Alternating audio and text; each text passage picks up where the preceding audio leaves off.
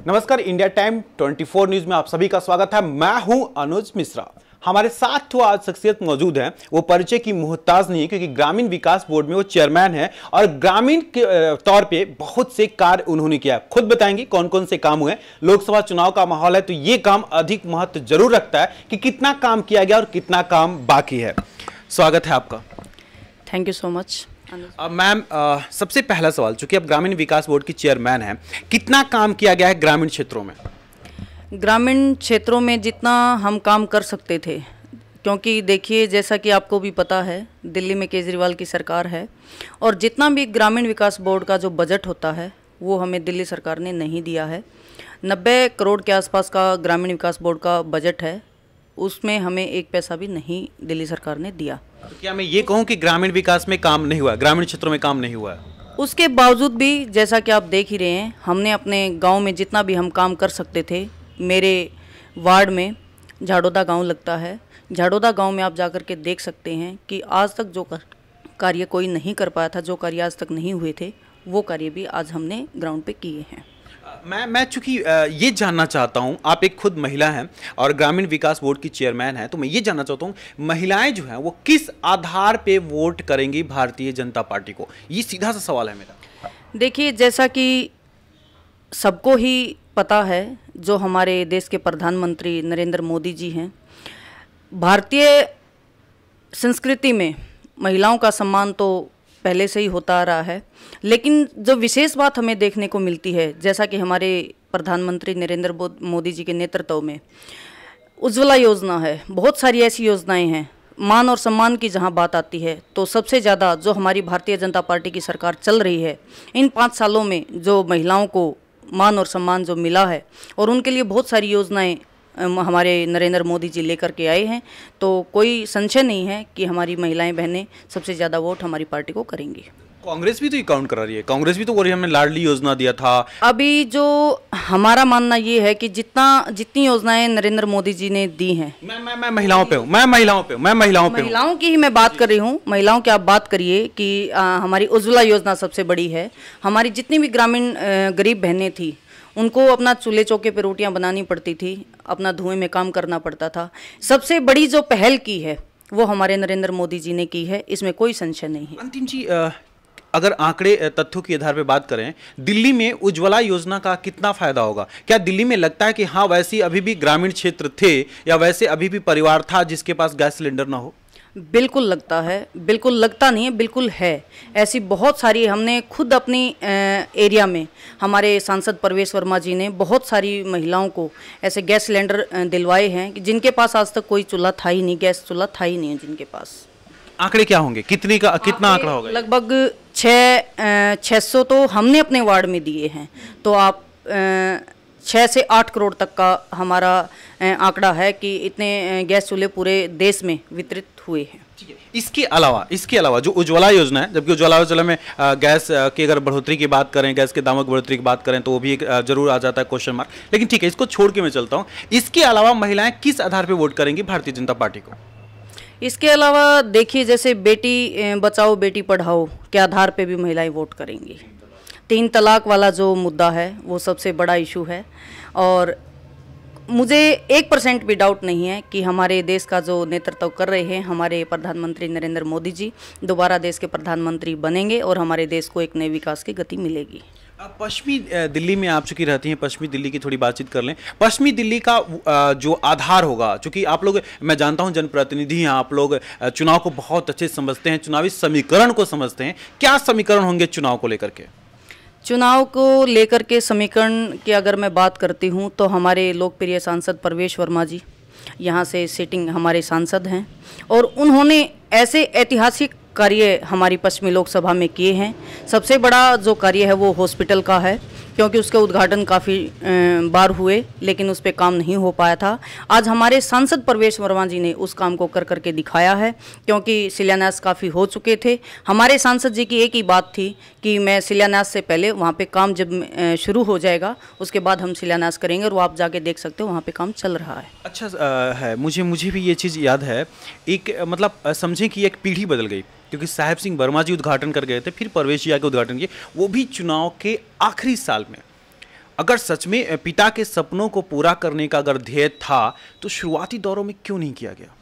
बहुत सारी दिक्कतें होती हैं। हमारे सांसद जी को भी लगता था कि मैं इस काम को जल्दी कर पाऊंगा, लेकिन बहुत सारे डिपार्टमेंट ऐसे होते हैं जिनसे एनओसी लेनी पड़ती है, और वो एनओसी लेने में, क्योंकि हम भी जनप्रतिनिधि हैं, हमें भी पता है कि काम बड़े मुश्किल से होते हैं और कितनी भागदौड़ उनका कामों को करने के लिए करनी पड़ती है। तो हम अपने सांसद जी को बिल्कुल हम उनका धन्यवाद भी करते हैं, और ये भी कहना चाहती हूँ कि हमारे सांसद जी ने जितनी भागदौड़ करके, क्योंकि हम उनको देखते हैं। ये एनओसी चुनावी साल में मिल जाता है? ऐसा होता है क्या कि जिस साल चुनाव होगा उस साल एनओसी मिल जाते हैं आराम से? ऐसा नहीं है। काफ़ी जिस दिन से हमारे सांसद जी जीते थे उसी दिन से इस काम के प्रयास में लगे हुए थे, लेकिन ये तो हमारे सांसद जी पहले ही बोलते थे कि क्योंकि इसका जो शिलान्यास हुआ है वो चुनावी टाइम पे हुआ है, तो ये बोलना तो निश्चित था। आप लोग तो मीडिया वाले हो तो ये चीज़ तो बोलोगे ही, लेकिन मुझे कोई संशय नहीं है, हमारे सांसद जी ने इस काम को करके दिखाया है। और पैरा मेडिकल कॉलेज जो उसके साथ जुड़ा हुआ था वो क्यों काट दिया गया? वो अलग पॉलिसी है, वो अलग प्रोजेक्ट है, वो इससे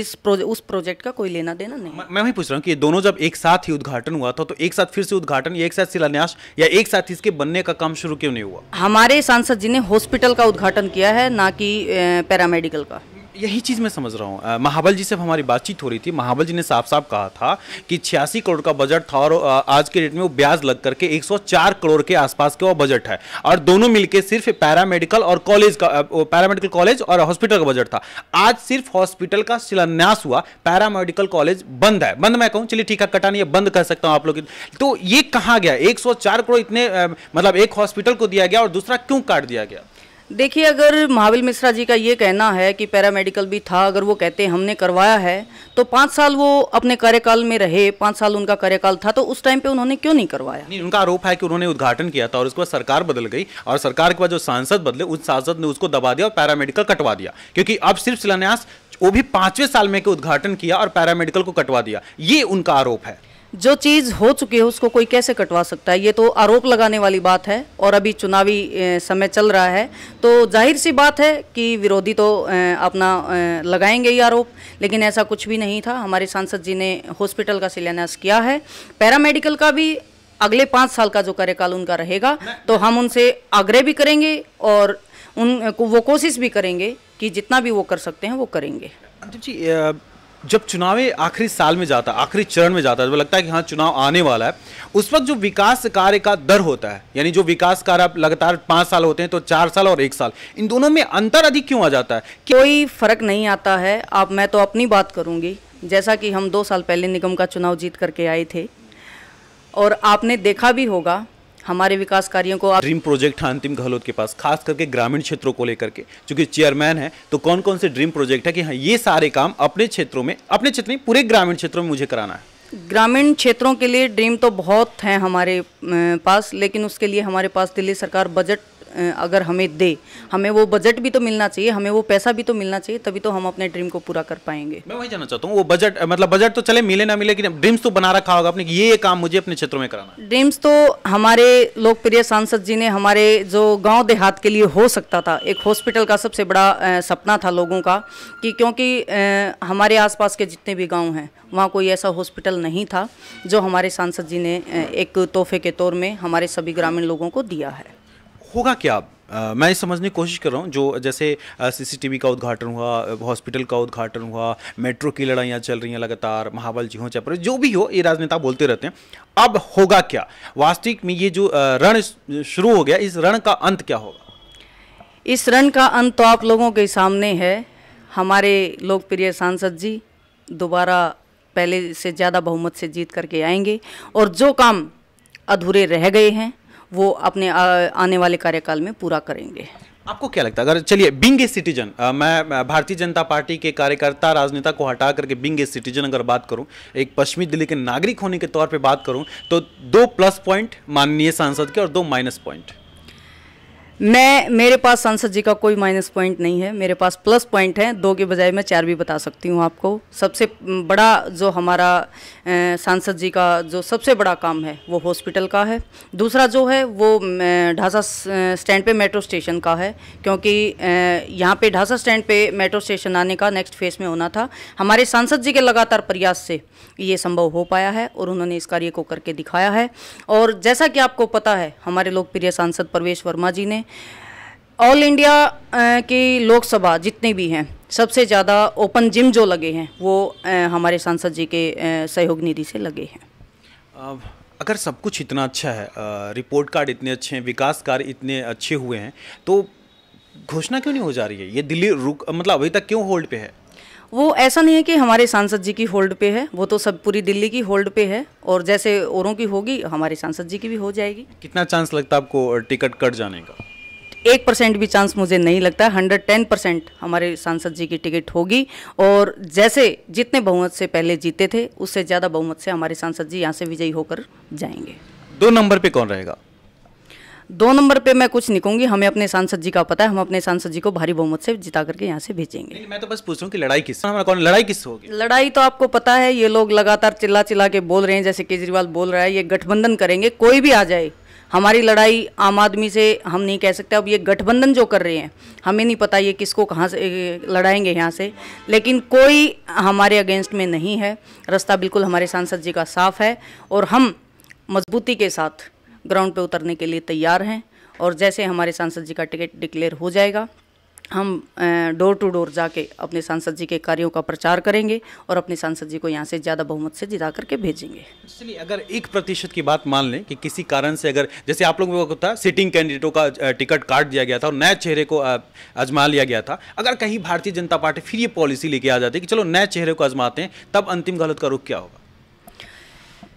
नए चेहरे की जहाँ तक बात आती है, हमारी पश्चिमी लोकसभा पे ऐसा कुछ नहीं होने वाला है, क्योंकि हमारे लोकप्रिय सांसद नए चेहरे से कम नहीं हैं। युवा हैं और कर्मठ हैं, जुझारू हैं और एनर्जेटिक भी हैं, और सारी क्वालिटी जो एक नेता के अंदर होनी चाहिए वो उनके अंदर हैं।